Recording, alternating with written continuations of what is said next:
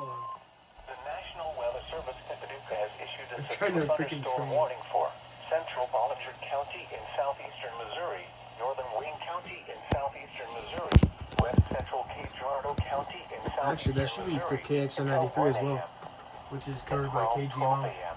Severe thunderstorms were located along a line extending from near Grassy to near Lodi to near Piedmont, moving east at 40 miles per hour. Expected hazards include 60 miles per hour wind gusts and quarter-size hail. This is a radar-indicated threat. The following impacts are expected. Hail damage to vehicles is expected. Expect wind damage to roofs, siding, and trees.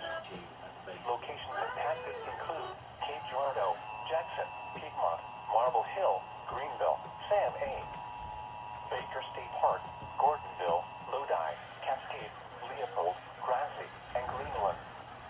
This includes Interstate 55 near mile marker 99. For your protection, move to an interior room on the lowest floor of a building.